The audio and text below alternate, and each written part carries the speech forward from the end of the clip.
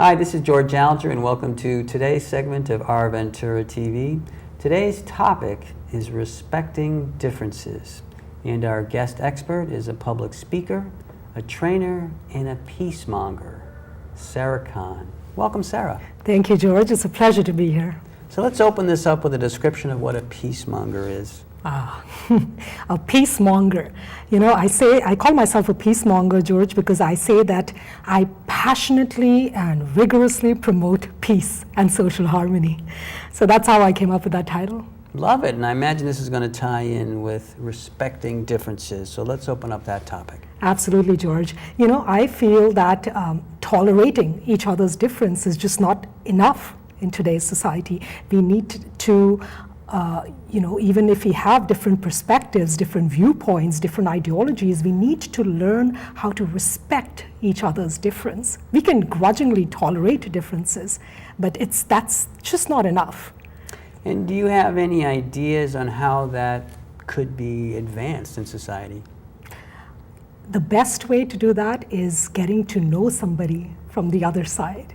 Getting to know people who are different from you, getting to know them personally. So there's a lot of misconceptions that get clarified when you do that. A lot of times hate that people spew, it's because of fear, that they have, and that fear comes from ignorance.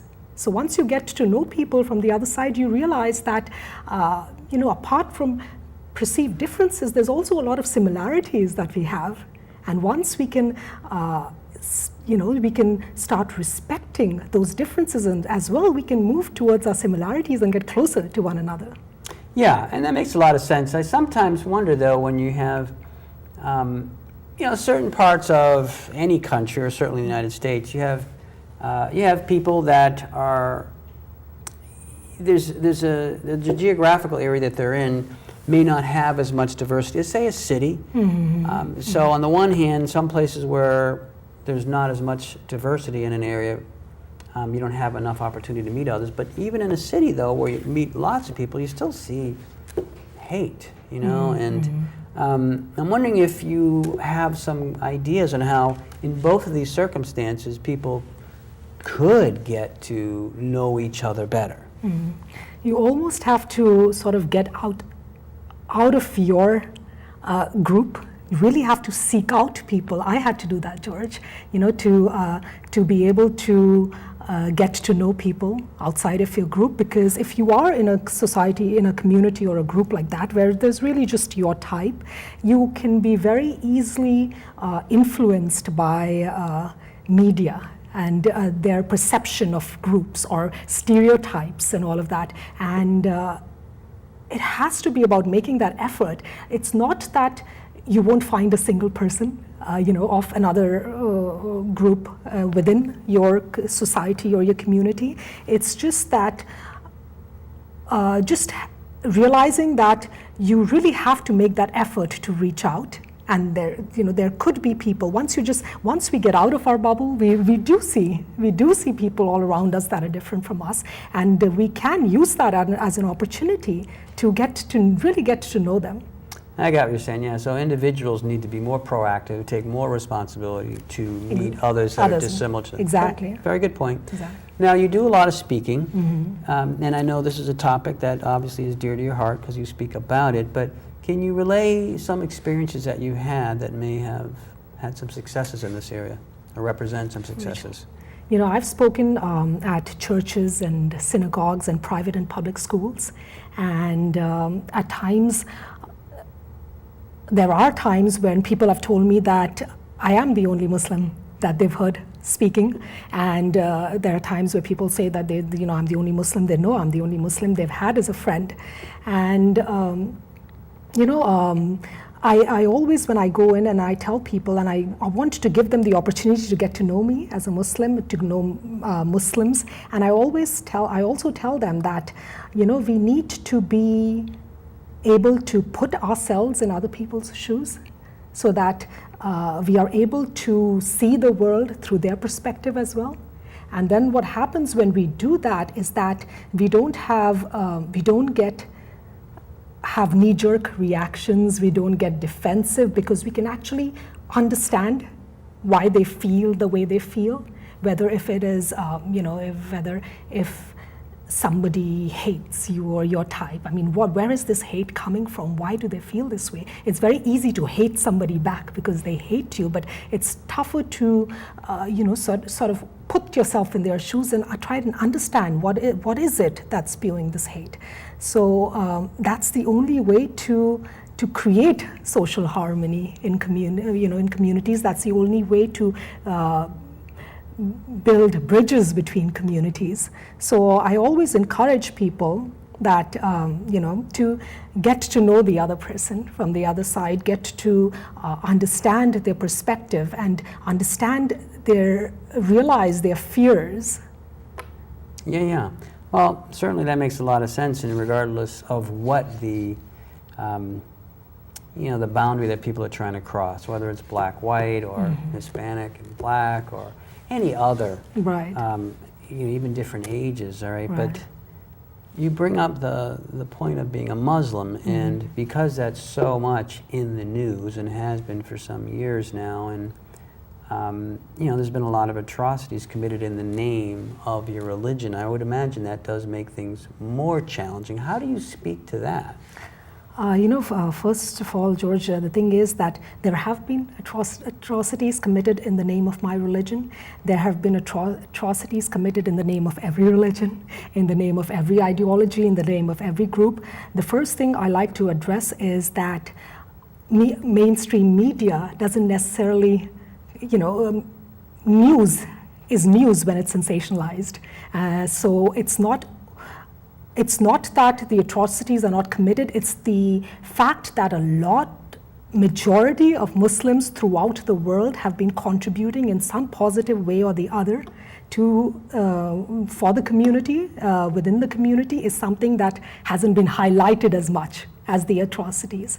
And, so a lot of our people are out there, Muslims are out there, trying to inform people and educate people of all the other work that we do within the community. We are doctors and lawyers and what have you. So that's one thing that I tell people, that you cannot always believe what you see in the news. And if you are isolated within your own group, then it's going to be very hard for you to believe in anything else other than what you see in the news. So that's why it is so important to personally get to know a Muslim, because when you do, then not only that you realize that really there isn't that many atrocities compared to how much good Muslims do, but you also realize how hurtful it is when Muslims all over are being asked to condemn atrocities, assuming that why would you demand that we condemn atrocities unless you assume that we would be okay with it?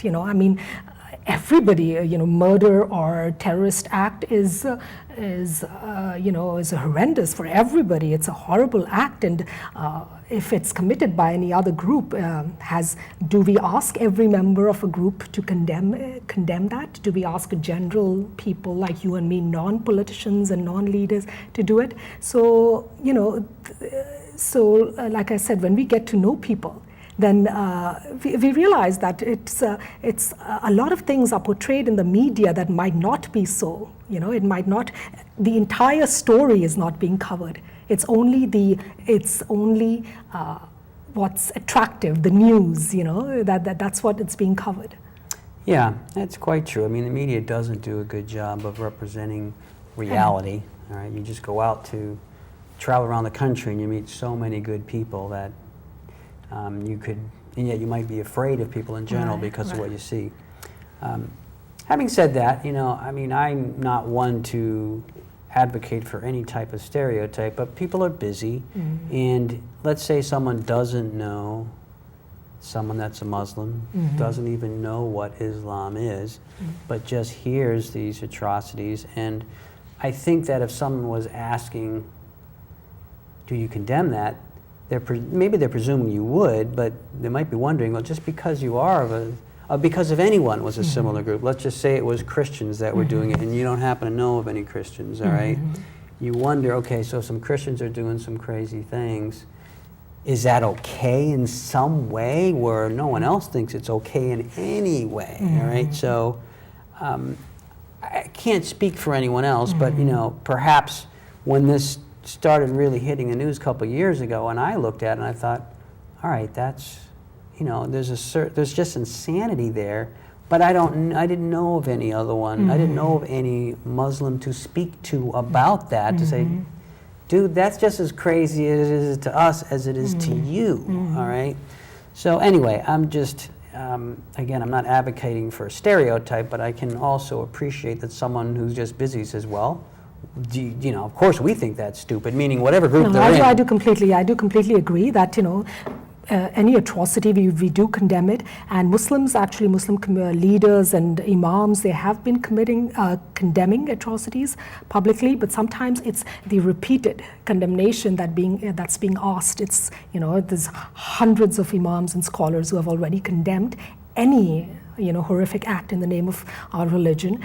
Verses of the Quran have been clarified where they talk about, you know, Muslims are not, they cannot even harm a tree or any living being, let alone, you know, innocent human beings. So there is, you know, it is important that we do it. You know, and if we are asked, we clarify it, because if there are people who really want to, they want to be educated rather than putting you on a defense, then they really want to know. You know, if they don't, there is no other source and you are the only person, they will ask you, so you guys do condemn it, right? And it's not part of your, yes, of course we do. But then, you know, when it happens again and again, it's like, you know, we said we condemn it. You know, we always do. So it's the repetition of that is when, as a Muslim, it makes me wonder, you know, why you didn't believe me the first few times when I said that, you know. So like I said, you know, I mean, that's the reason I am a peacemonger. That's the reason I promote social harmony, is because I really my message is, guys, get to know one another. You know, get to know one another so we can clear all these misconceptions and stereotypes, and not just about my people, George, I mean about any group, you know, any group. That's every group, we have similarities and we have differences, and it's very easy to start hating each other based on differences, you know. Once you learn to understand the differences, where it comes from, really have some respect about the other person's viewpoints and ideology and all that, then it's that hate, you know, disappears. The fear is gone. No, that other person is no longer the other. You know, we're just part of one big circle. I mean, you know, shared humanity is what it is. I remember one of the things that was interesting to me, and maybe not everyone is aware of it, but that Islam is one of the biggest religions in the world, isn't it? Yes, it is. So yeah. Just by population, there's a huge exactly. body. Yeah. So therefore, the amount of people that are propagating this violence represents, I don't know what percent, maybe you it's do. actually 0.0002%. Yeah, so yeah. that's a pretty fascinating number. Right. You know, because right. there's going to be insane people in any, or certainly a lot of different groups, let's put it that way. So we are out of time right now. I was wondering if there's something you'd like to leave as a message for our viewers here, and if there's a website that viewers can go to for more information. Okay. The website is my Facebook page, Sarah Khan Speaks.